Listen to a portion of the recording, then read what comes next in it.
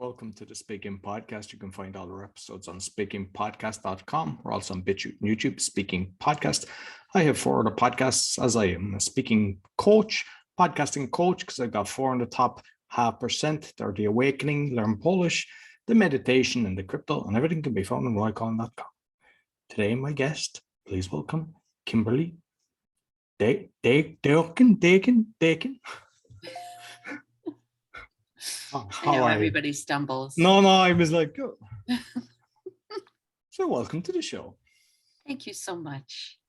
So you might let the listeners know who's Kymberly. Oh, okay. Well, I'm glad to be connecting with you, Roy. I've taken a listen to some of your other episodes, and you've got some fascinating guests. And the whole field of public speaking is it I don't know, it garners a lot of excitement for some people, opportunity, but also a lot of fear. So I'm glad we're going to approach the fears that people have on public speaking today. I have a theater background, and I also have been doing public speaking coaching for the better part of 20 years. I've recently undertaken a certification program to become certified as a mindset coach. And the reason I'm doing this is because over the years, I come to understand that there are a lot of internal saboteurs that get in people's way when they approach the whole thing about public speaking. It's something that raises a lot of fears. Some people would rather have dental surgery than have to talk in public. So finding an interesting way to dismantle that sort of terror has become a good journey for me to pursue. And I'm learning lots of things. So I would say that you and I are going to have a good conversation.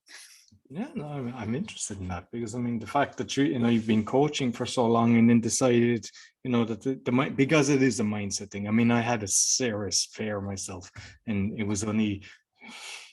I mean, I started 5 years ago with Toastmasters, but the reality is it took even a year or so to kind of get past that stage. So that's too late in life to be actually worrying about. And it's all about the fear inside our heads. So it's all mindset, because I mean, I wasn't afraid of anything else. Things didn't fear me. I could have 3 guys approach me that were mafia looking. That wouldn't scare me. Going on stage terrified me. That's right. It is. Somehow our internal judge just leaps to the fore and gives us all this negative messaging about who we are and what we can do. And it becomes about, I know my hair, I'm having a terrible hair day, and that's all I could think about. And I'm supposed to, give this speech about this in-depth subject, and I just can't do it because I know my hair is wrong. I mean, I've encountered people who, go through these sorts of things. And it's an interesting focus, I think, to talk about what gets in people's way. Like, just from talking to so many people, I think it's the fear, most important is the fear of making a fool of ourselves. Oh, yeah, absolutely. And I would say that one of the benefits of theater training is that you make a fool of yourself so often that after a while, you just become a little numb to the possibility. That said, of course, I still get nervous. And I have ways to deal with that. But yeah, that fear of making a fool of ourselves, when in fact, our willingness to be vulnerable in a public forum can be incredibly compelling. You look at speakers like Brene Brown, for instance, and she is all about vulnerability, about being exactly who she is and speaking from that place in real time. And it's incredibly compelling. I think in Western culture, we're getting really sick and tired of slick speakers. You know, they seem canned, they seem formulaic, they seem predictable. And so what is compelling to many of us now, I think, is authenticity. And authenticity means every once in a while you're going to make a mistake. You're going to forget something, or, you know, you're going to be on the wrong slide, whatever. There are a million things that can go wrong, right? And that's part of the terror. So, Absolutely. And I've met a load of speakers, and I've had, I don't know what I call it, the privilege of actually meeting a load of them at different events, both in Ireland and different places. uh-huh. A lot of them, you look at them on stage and you go, oh, wow, you're in awe of them. But you talk about authenticity. Some of these people are not nice. And, you know, and it's like, this is the same guy that was on stage that I was just kind of going, wow, I wish I could be like him. I would never in a million years like to be like that person. The only thing I would like is to be actually have his skill set for speaking on stage. That's right. That's right. Exactly. And so that's what you and I are all about. Yeah, exactly. But I really try to, when I'm working with people, the first premise is to find out what people's authentic strengths are as a communicator. I believe everybody has them, but we focus so much on correcting what we're doing wrong that that focus can really hinder us. And it can trigger our internal judge and our internal saboteurs. So I try to focus on the positive, at least from the get-go, before we tackle the stuff that needs to be fixed. What I'm noticing is lots of people that I've seen in, say, Toastmaster competitions or just guests that I've on, when they've done arts, they're fantastic speakers. And I wish there was more of that done in the schools, because a child will, you know, they won't care with their friends when they're doing that, but they're really learning such a brilliant skill. Whereas, and this is something that I've discussed with loads of people, what happens in most schools is they go around the class asking people to read. And we're panicking. I mean, I know my brain stopped when it was about 5 people before me. What they said before me, I just went into panic mode. I was stuttering. And I know that happened with a lot of people. And I'm convinced that had a detrimental, for me, for years, and loads of other people, the same thing. You know, they were late to the game, and I'm sure it's the skill. Whereas if you were in school and they're like, hey, let's do arts, let's do this play, let's, like, That's right. let them make mistakes, let them have fun. But That's right. they will become such great communicators and speakers because of that. Because they're comfortable in their own skin. You learn how to be comfortable in your own skin.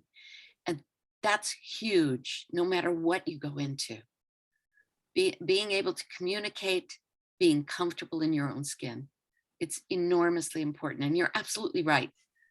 Arts in education, it's foundational.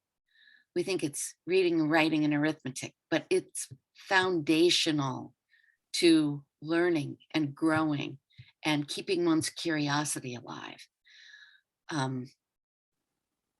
I live in a country in the US that is cutting arts programs right, left, and center. And it's detrimental. I believe arts programs are key to healthy psychology. And our young people are suffering for lack of them. Absolutely, totally agree with you. And I know that music was cut out when I was in the school, and I know that arts, I was very good at art. At 13, they cut that out. But now my youngest child, he's 8, they do everything, you know, like they do all the arts and crafts. I have musical instruments and I'm teaching him magic and everything. But it's orchestrated around the world where they take that out. They train people to be working in corporate and to comply. And we have to, like, we can't rely on, because unfortunately, majority of people, they just hand their kids over to the school and let them do it. You have to take responsibility for your own children and make sure that they're creative, they're open-minded, and they don't actually comply with tyranny. That's right. Has to be intentional on the part of parents. because you can't rely on the system. The system is educating people exactly to work in corporate America or to work in factories. Western education was designed to train people to work in factories. So of course it's formulaic, a lot of it. But then there are the fabulous teachers, you know, who get Absolutely. this and understand it and can use the arts as a tool to get kids interested in science and math and reading and languages. And those people, they're not paying them enough. They're national treasures, in my opinion. So what I'd love to see is, I know the kind of, there was things talked about rate my teacher and everything, but I have an example of when I was in school. I was either the top in the class or the bottom. It's just the way I am. Oh, And me I'm like too. that. I'm like that in everything in life. You know, I either Right. like it and I'm good, or it's like, not for me. But I remember in history, and I think that might have affected me as well. I think I mentioned it on the podcast before, but I got in when I was 13. It was like going into secondary school in Ireland, and I got last in the class. I think I don't know, was it 18%? And the teacher said in front of everybody, "Oh, my grandmother would do better, and she's been dead 10 years." And I laugh at it now when it's, yeah, exactly. But then after, like, so I barely passed the state exam when I was 15. I got a D. The next teacher was just play acting with us. He was letting us, everything with history. I got 100% constantly. Like, how can you go from one extreme to the, and in the state exam, I got an A, like the top mark. Like, you're just going, but yet there's no way of saying that teacher was a bully. He shouldn't be a teacher. And, the other guy, he should get double the money because he's just fantastic. Yes. Everybody, like, there was no one isolated, where some teachers, they go, "Oh, he's trouble," and just push him to the side. Whereas other teachers, they're inclusive. And if they see somebody is, they'll find somebody that can actually help them as well. They're That's just, right. yeah. Yeah. They're creative thinkers. They can think out of the box, and it's not just crowd control. No, Oh boy. exactly. Yeah, this topic is loaded for me. So, and I can tell it's loaded for you. No, exactly. So I want to delve into, because there's a lot of stuff that I've written down here. But one was, because I know that you've written a book, yeah? Yeah, I'm finishing up writing a book. I thought I'd written a book, and then I got a publisher who told me it had to be twice as long. So I'm writing a book. And what you do is you just make the text a bit bigger. Yeah, I don't think that'll fly, but it's headed for publication in October. Okay. And conversely, you would think that a public speaking coach would not be writing a book about listening, but that's the topic: how we listen, what we listen for, and how it informs our actions going forward.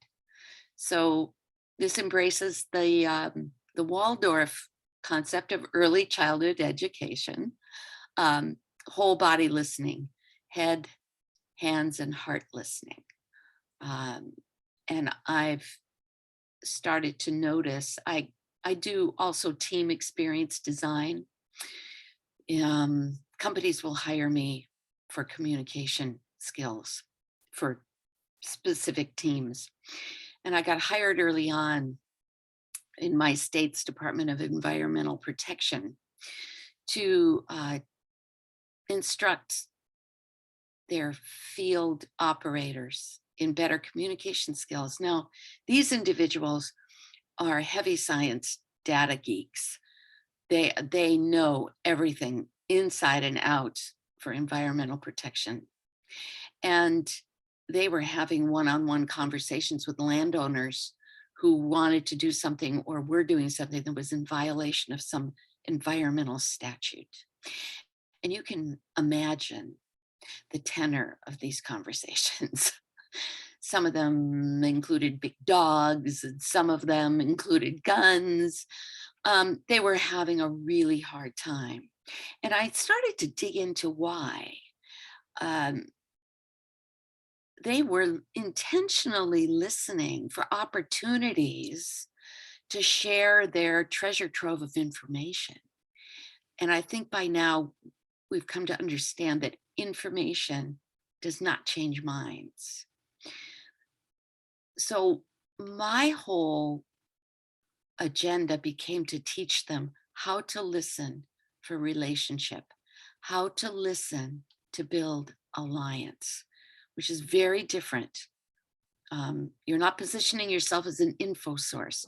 You're positioning yourself as an ally in building that landowner's dream, right?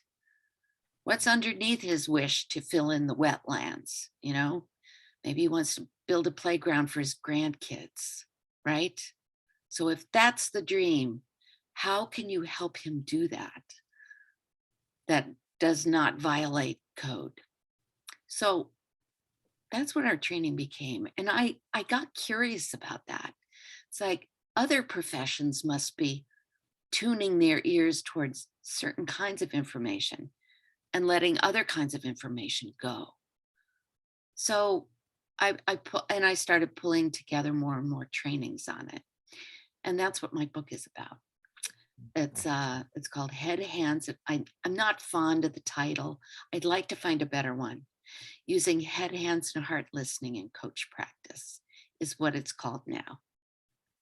Which I was describes just what it listening is. to a marketing, because I'm big into marketing. Your man Tim Ferriss, and this is going back years, because he was on Glazer Kennedy, and he said Yes. he'd done something like 12 tests online with different titles and saw which was the best one.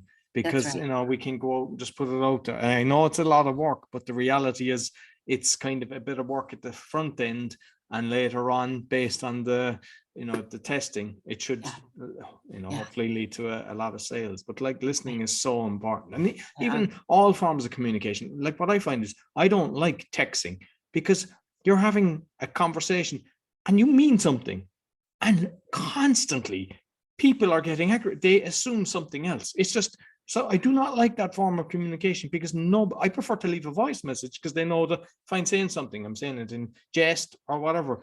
But so many times, and I know it's not just with me, it's with everybody, just with the SMS, it causes so much aggression with people. It really does. Really, really does. And so all this tweeting that's going on, same thing. No wonder we're getting ourselves all riled up, because we're not paying attention to the message underneath the words, precisely what you said.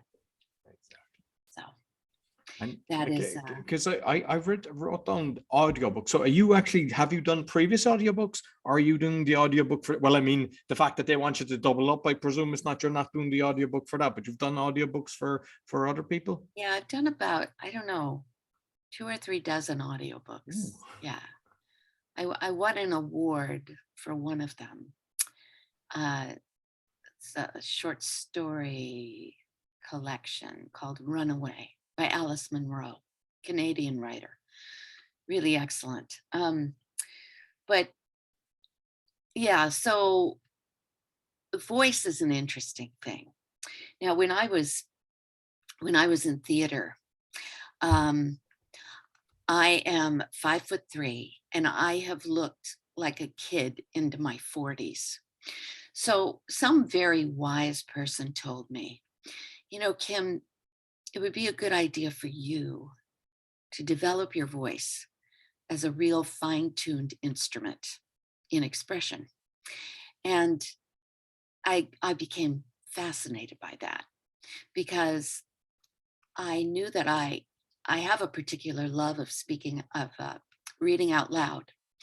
And I started to dig into what it would take to do voiceover work and what it would take to do audiobooks. I did a fair amount of focus and a fair amount of work on it. And now I would say that one of my marketing tools, particularly for women, is to get them to understand that their voice is one of their best assets in raising their own status in any kind of interaction. A friend of mine who did workshops with me, in-person workshops, we did a lot of training with high-powered doctors in surgery. They were at the top of their game, but nobody could stand to work with them. So their hospital systems would send them to us to get better. And my friend used to tell me it was so much fun to walk into a room with these high-powered, for the most part, men who suddenly paid me no attention until I opened my mouth to say something. And then it was like, whoa, who's this? I started to notice it after a while, and I started to have a little fun with it too. So I would say that, particularly for women, I had a client who was having to do a lot of panel discussions in healthcare. She was usually the youngest. She was usually the only woman. And on panel discussions, she felt like the men on the panel felt free to interrupt her, felt free to sort of talk over her, felt free to repeat what she had just said as if they had just thought of it and wasn't it important. It's just classic gender crap, for lack of a better word. So what we worked on was ways to deliver certain content in a certain tone of voice that gained attention and made clear that she was owning what she was saying. There's ways to do this with vowels and consonants in particular that are also very fun to play with, and a concept that people appear to grasp pretty quickly. So that's one of the tools in my quiver.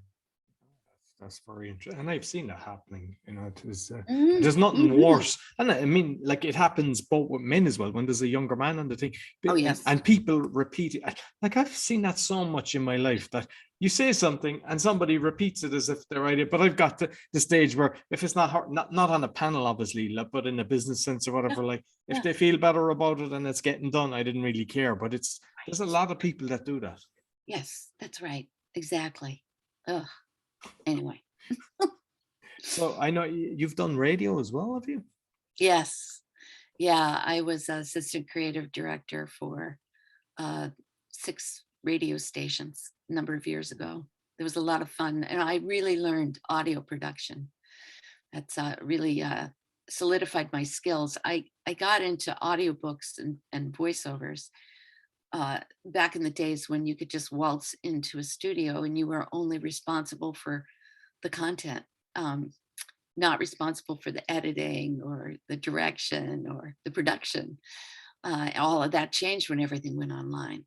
So I forced myself to learn how to do it, even though I was very trepidatious about it. I would get these audiobook commitments that I would have to produce in 6 months, whether or not I knew what I was doing or not. So that commitment would force me to learn it. It was painful and it was hard, and I don't recommend it. And it's like everything is like that. It's like learning to drive. We're just panicking. The same with podcast and the editing and the whole everything at the start is like pure panic, and then it gets to the stage, it's like you do it in your sleep. Right. But it's just what was I so afraid of? So, like, I have one book written, but I was advised to kind of, because I'm exposing a lot of stuff, but I have about 10 in the pipeline that are kind of ongoing. And I know that I've had guests on and they said they don't do the audiobook. I know with my Irish accent, I don't know, will it be an advantage or a disadvantage? But what tips for doing it? Because like somebody said, it has to be exactly as the wording. You can't kind of have your little filler words and stuff like that. Yeah, you do. You have to honor the words. Whether you think you could do better or not, that's not your job. So tips, well, I would say that you need to have a realistic sense of what you want to gain from doing audiobooks going in. For a while during the recession, doing voice work was listed as one of the top easy ways for people to make money. So of course, everyone flew there. Yeah, especially when it all went online. And so the reality of audiobooks, in my perception, is that it's pretty much the Wild West. And that if you want to produce something of quality, you'd be much better off finding a way to work with an independent studio other than going to ACX, which is the recording arm of Audible. I've had books that I've recorded for ACX speeded up just enough so that they don't have to pay me for the entire amount of the recording. They pay by recorded hour. And the algorithm is that for each recorded hour, you put in 6 hours of work. So when you do the math and they're paying you $100 an hour, a recorded hour, that doesn't amount to very much at all. I've priced myself really high on ACX, and I don't tend to get that many invitations to submit, and I'm okay with that. But that's what, it's not a race to the bottom. It's not a race to the bottom, and that's exactly what's going on now. It's like they'll just get somebody who can do it fast and cheap, and the quality is all over the map. So that's what I'll get calls every once in a while for people who want to work with me as an audio coach, and I have to tell them the reality from my point of view before I sign on with them. Well, that's first. Second, I have to really assess whether they have possibility in the business, because, again, it's all over the map. And to get paid well, you have to be, a name. If I were Glenn Close, I wouldn't have any problem. There it is. And like, what's strange for me, I have proofread a lot of books for people, as well as I read about 100 books a year, and I am constantly spotting errors in books that have been out for 20. But my own book, I had it proofread. I don't know, definitely hundreds, if not more, because I was reading it in my head, my own words, the way I would think of it. And I'm thinking that if I do the audio, will I do the same thing? It would be the same thing. Well, what I have started in the book I'm writing, I've started reading passages out loud to myself, because I will find what doesn't work almost immediately. I will find the typos almost immediately. And by the way, I should mention that writing a book was something I wanted to do for a very long time. And it wasn't until the pandemic, when all my in-person work dried up, that I finally had enough time and space to write something. And I started under Seth Godin's Writing and Community program, which encompasses people all over the globe now. But I would highly recommend that as a way to consistently write every day for only 15 minutes. And the promise is, if you put in the time, that kind of time, you'll have an ebook by the end of 6 months. So I'm on my third consistency. People don't realize it's about they just complain about I don't have time, and it's just like, even if you say I'm only going to write a page a day, you have a 365 page book at the end of the year, and you're like, that's right, just a paragraph or two. Yeah, exactly.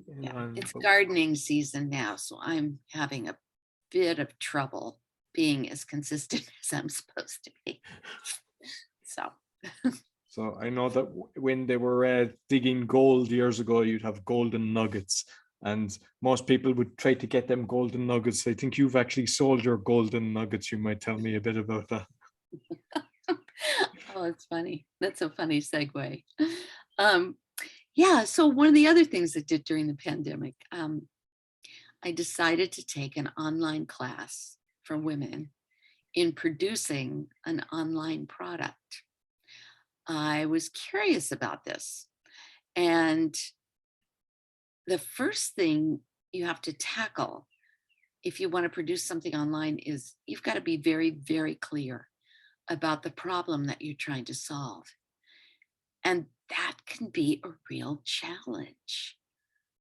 But towards the end of our sessions, I finally found a problem I wanted to solve because by then there were so many meetings that I was engaged with that were online. We'd gone to Zoom and people were struggling with focus and distraction and all kinds of stuff. So it was hard to read the kinds of signals that you were talking about in communication.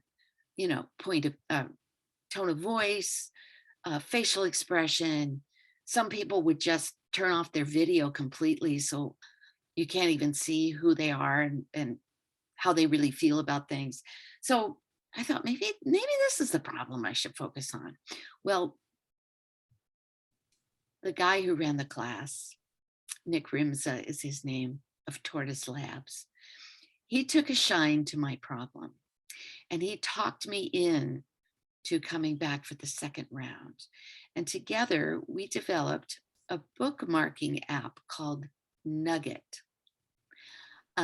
Nugget will allow you to highlight in the transcript the most important parts of a conversation with the press of a button. So I can pay attention to what's going on in front of me rather than scribbling my notes or typing in my notes, taking down the last thing you said and missing the next thing you say. We worked on this. I am not a techie, but in pitch contests, the Nugget lady became the one to beat. So yeah, the good news is we sold Nugget at the end of last year for a very nice price. The better news is I got a couple clients, entrepreneurs and techies. I got a couple of speech clients through that experience.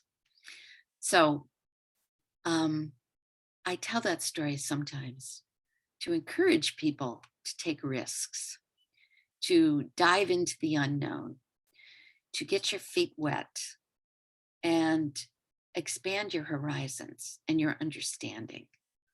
At a very least, you're going to learn a whole lot and probably make some fabulous connections. And that was ultimately what happened. Plus, we got a nice price for our Nugget. That's always good. And I because I went into the website and I looked at, I'm assuming it's your voice that's on the video that's they're using. Yeah. Yeah.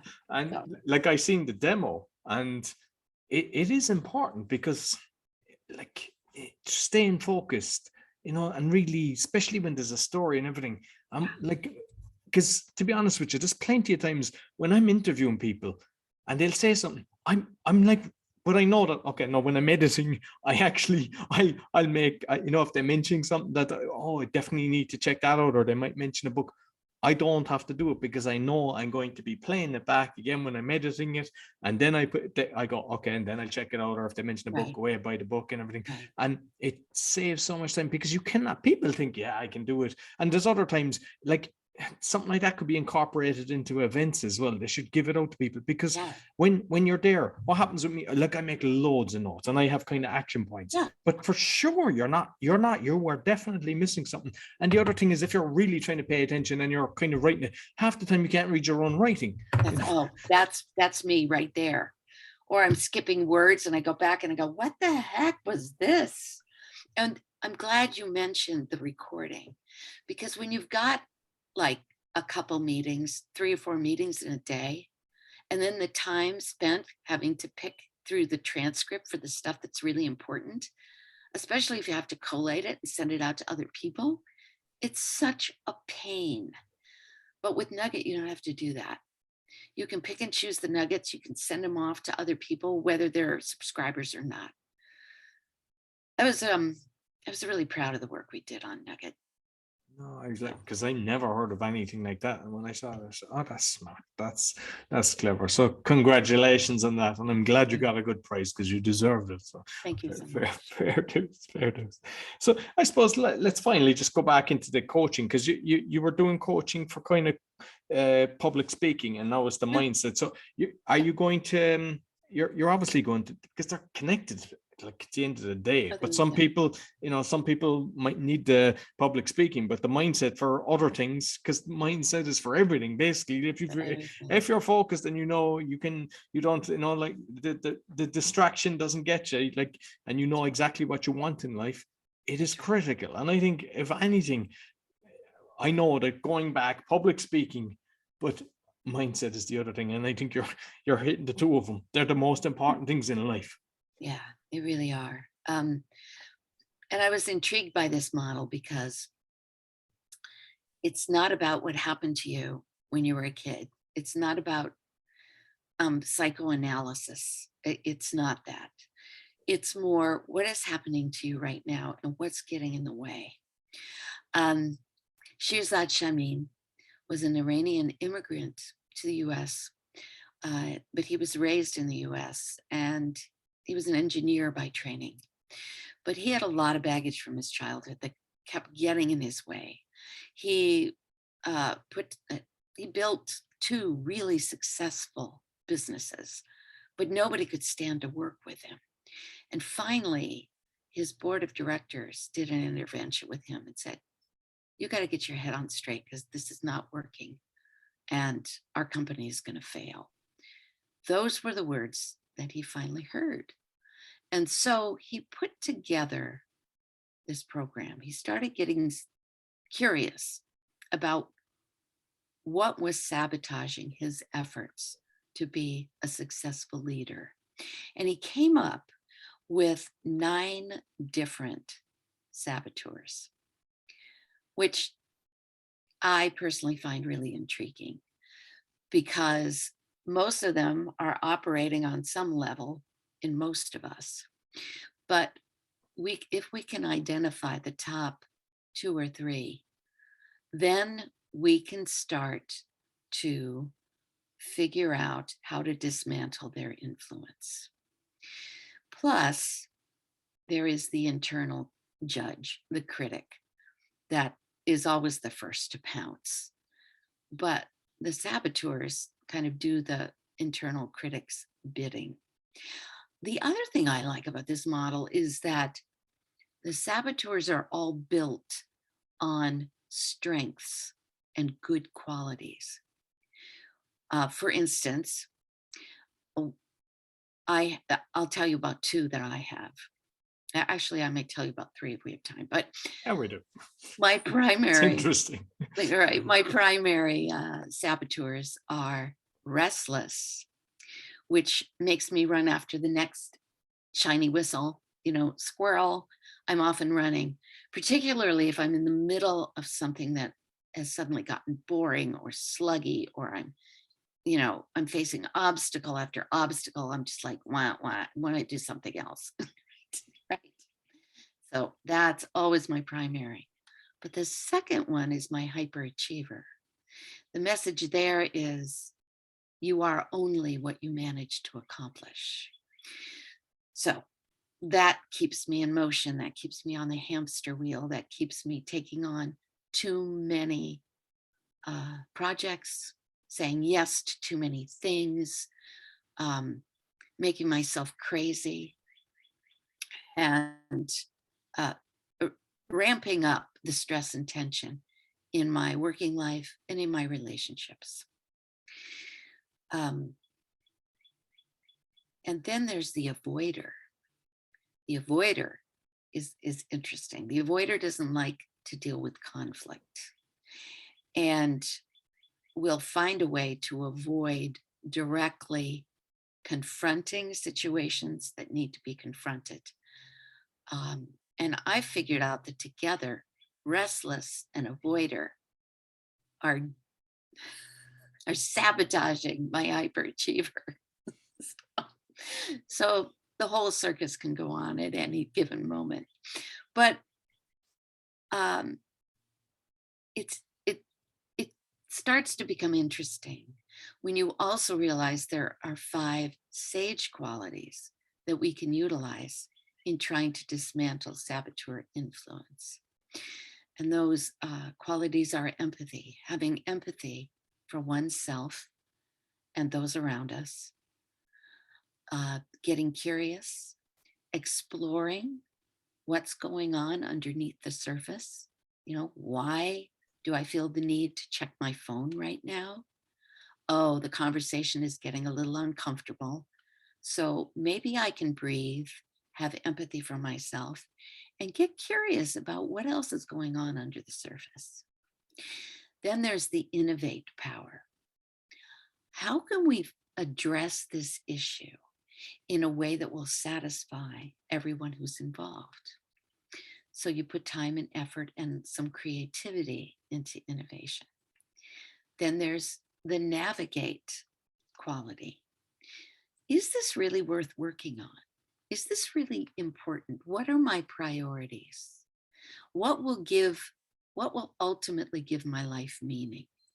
And at the end of my life, will this particular project be that important? So navigate widens our perspective and lets us prioritize and strategize. I am pretty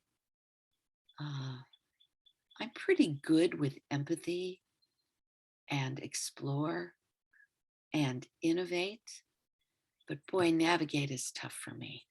I can get lost in the trees and wipe out the big picture. So that's one that I find myself bumping up against and prioritizing and saying yes to some things, but no to a lot of other things, which is still a struggle for me.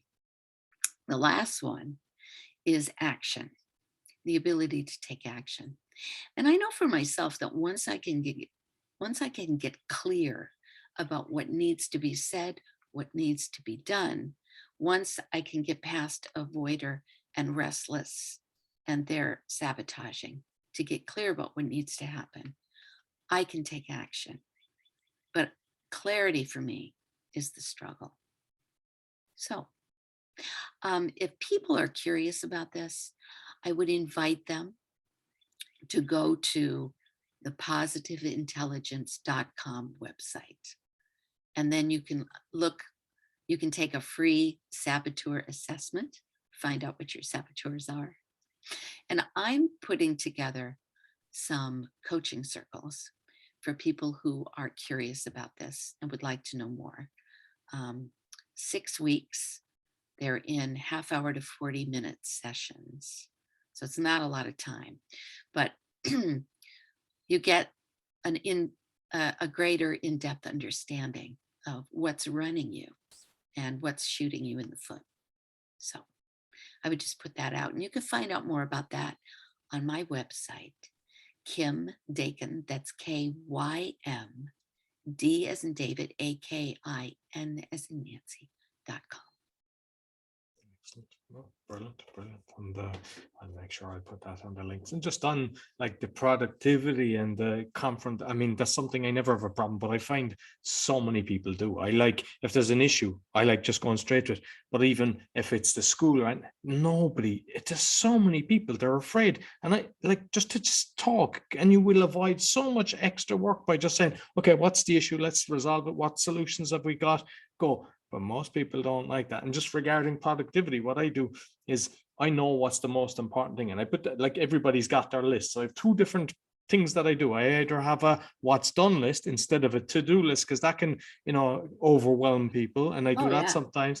But the other one is I write down, okay, like, what's the most important thing? So the most important thing at the moment is the coaching business. I put that first, then I'm doing NFT business, that's second, and then a line, and then all the other stuff. And I have to do something on the 2 of them every day.